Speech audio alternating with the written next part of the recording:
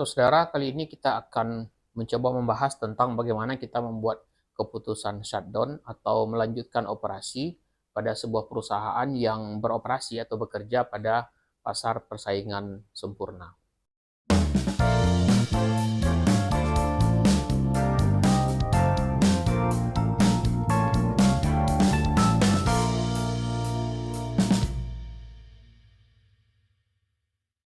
Mari kita lihat beberapa skenario yang mungkin terjadi di pasar persaingan sempurna berdasarkan kurva yang kita lihat di depan. Pada kurva ini terlihat di mana ATC ya berada pada titik ini, average total cost, kemudian average variable cost. Kita kasih keterangan saja di mana ATC adalah average total cost, kemudian AVC adalah average variable cost, dan MC adalah marginal cost. Nah, sini kita lihat kondisi yang mungkin terjadi ada 3 skenario ya. Skenario pertama, harga yang berlaku di pasar adalah pada P1. Skenario kedua adalah harga di P2. Skenario ketiga, harga ada di P3. Sebagaimana kita ketahui dalam pasar persaingan sempurna, setiap perusahaan hanya akan menjadi apa yang kita sebut sebagai price taker atau pengguna harga yang sudah berlaku di pasar. Jadi P1, P2, P3 bukanlah harga yang ditetapkan oleh pedagang, penjual, atau perusahaan, tapi merupakan harga yang berlaku di pasar. Nah, pada kasus ini, kita lihat akan terjadi beberapa kemungkinan. Kemungkinan pertama adalah harga berlaku terjadi pada P1. Profit maksimum atau P itu terjadi pada saat MC sama dengan MR. Marginal cost sama dengan marginal revenue. Ya. Nah, tapi kebetulan pada pasar persaingan sempurna, marginal revenue itu sama dengan harga. Jadi secara tidak langsung, kalau kita silogisme, berarti harga itu akan sama dengan MC sama dengan MR. Ya. Nah, di sini kita lihat di mana titik potong antara MR dan MC. Nah, kita lihat di sini, ketika harga berlaku P1, MR-nya adalah MR1, dia berpotongan dengan MC di situ. Ini kita refleksikan ke bawah. Nah, di sini kuantiti 1, ya. Kuantiti yang diminta oleh pasar kepada firm ini bila harganya seharga P1. Ya. Berapa ATC-nya? Ya, ATC-nya di sini. Ya. Ini ATC-nya, kita kasih kode aja ya. Nah, kita tulis agak ke pinggir biar muat, ATC1. Ya. Jadi di sini kasusnya adalah harga berlaku ya P1 itu lebih tinggi dari ATC. Jadi kasus skenario 1, harga lebih tinggi dari ATC. Ya.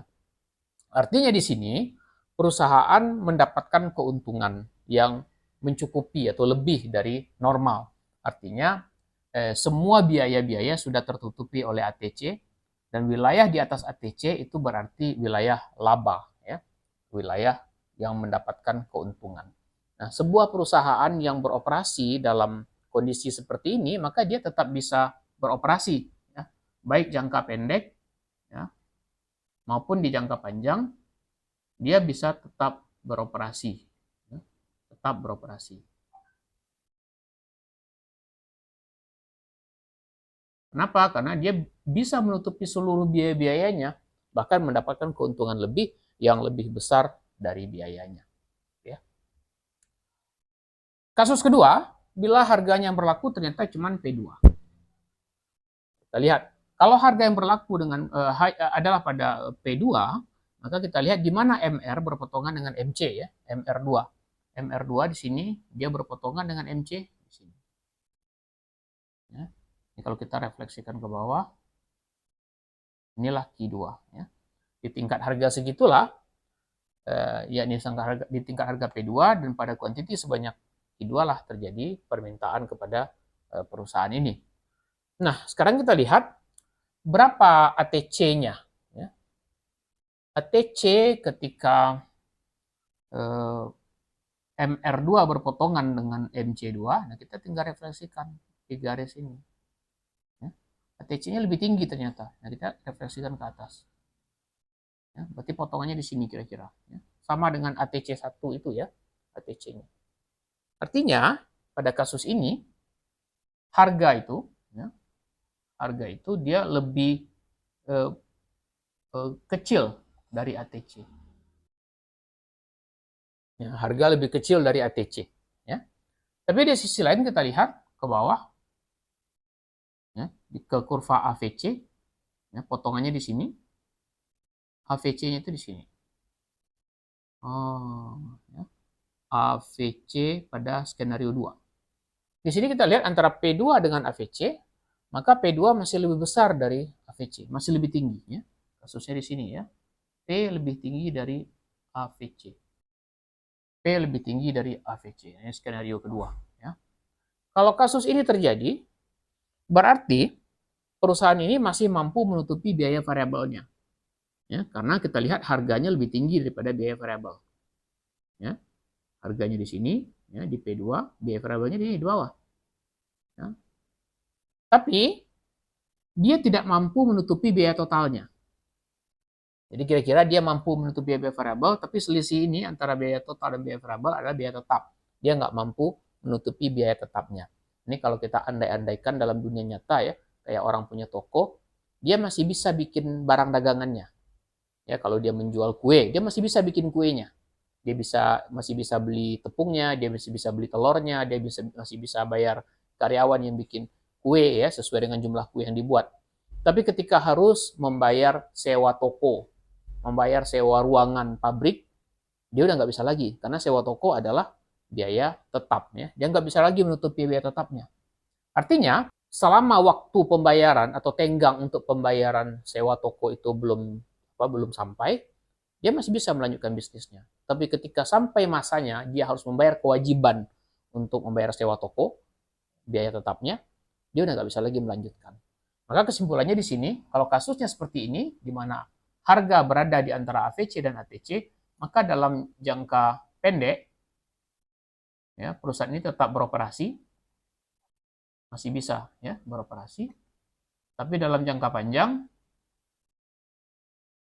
shutdown, ya, berhenti beroperasi karena sudah tidak mungkin lagi ya untuk menutupi biaya-biayanya. Ya, oke, itu skenario yang kedua. Sekarang kita lihat skenario yang ketiga, di mana harga sekarang berlaku adalah di P3. Misalnya harga pasar turun nih ke P3. Di mana berpotongan dengan MC-nya? Sini titiknya, potongnya. Di situ titik potongnya.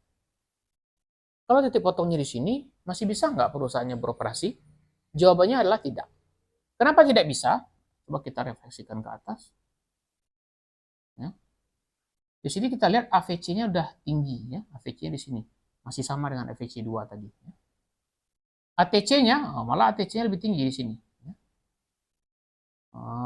Muncul nih ATC di sini. Kalau nggak muat ya anggap aja Anda bisa lihat ya, ATC-nya sangat tinggi.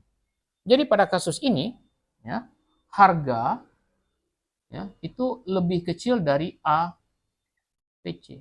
Ya. Harga lebih kecil dari AVC. Itu bermakna perusahaan ini tidak bisa lagi menutupi biaya variabelnya.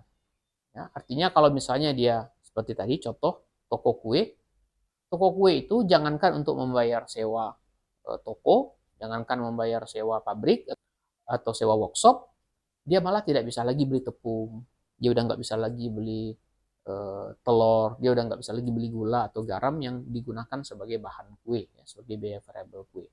Maka dalam kasus seperti ini, ya, jangankan pada jangka panjang, jangka pendek saja dia terpaksa shutdown. Jangka pendek saja dia harus shutdown atau berhenti karena sudah tidak mungkin menjalankan bisnisnya. Ya. Jadi itu kira-kira ringkasan bagaimana 3 skenario yang mungkin terjadi dan hubungannya dengan apakah perusahaan akan tetap melanjutkan operasinya atau berhenti atau shutdown. Baik teman-teman, sekarang kita coba menggunakan pendekatan kuantitatif ya untuk melihat bagaimana prinsip ini bekerja. Ya. Kita lihat kasusnya, misalnya sebuah perusahaan diketahui ia memiliki harga, ya, harga yang berlaku di pasaran adalah $10. Kemudian dia punya persamaan biaya atau fungsi biaya, total cost-nya itu sama dengan 100 tambah Q kuadrat. Ya, itu total biayanya. Baik, sekarang ditanya apakah perusahaan ini harus shutdown atau tetap beroperasi, ya. Nah, kita akan lihat dulu bagaimana kita ketahui untuk menentukan keputusan shutdown atau beroperasi, kita harus ketahui dua hal, ya. Yang pertama ATC, yang kedua AVC, ya. Nah, kita cari rumusnya. ATC itu adalah total cost per quantity, total cost per unit, ya. Sedangkan AVC itu adalah variable cost per unit. Sesederhana itu saja, teman-teman. Nah, kalau kita lihat dari fungsi biaya totalnya di atas, ya, TC sama dengan 100 dikurang Q kuadrat. Maka di sini kita bisa lihat rumus ini lebih lanjut kalau kita coba urai. 100 itu sebenarnya adalah fixed cost-nya, ya. Kemudian Q2 itu sebenarnya adalah variable cost-nya. Sehingga kita tahu FC-nya adalah 100, ya, fixed cost-nya adalah 100, variable cost-nya adalah Q kuadrat. Nah, kita belum tahu nih Q-nya berapa, ya. Kita gunakan rumus persamaan di pasar persaingan sempurna, di mana harga sama dengan MC. Ya, di mana MC itu adalah turun pertama dari TC kepada Q, ya. Jadi sama dengan D per DQ dari 100 plus Q kuadrat, ya, sama dengan 2Q. Ya. Jadi MC-nya adalah 2Q. Ya. Sekarang kita masukkan ke rumus, di mana P sama dengan MC. P-nya kita udah tahu 10. 10 sama dengan 2Q. Ya. Q sama dengan 10 per 2 sama dengan 5 unit. Ya. Jadi di sini kita udah dapatkan Q-nya adalah 5 unit. Ya. P adalah 10, Q adalah 5 unit. Sekarang kita tinggal masukkan, ya, TC itu sama dengan 100 ditambah Q kuadrat sama dengan 100 ditambah 5 unit, ya, 5 kuadrat, ya, sama dengan 100 tambah 25 dengan 125. TC-nya udah kita dapatkan. ATC-nya adalah TC per Q sama dengan 125 per 5 sama dengan 25 USD barangkali, ya, satuannya. Jadi biaya total rata-rata atau biaya total per unit adalah 25 USD. Sekarang kita tinggal cari AVC, ya. AVC itu adalah VC per Q. Nah, VC-nya kita udah tahu, ya. VC-nya adalah Q kuadrat. Jadi Q kuadrat per Q. Ya, kita tahu operasi pembagian bilangan berpangkat, tinggal kurangi pangkatnya, berarti sama dengan Q. Ya. Jadi AVC, average variable cost, itu sama dengan Q. Sama dengan berapa? Sama dengan 5 USD.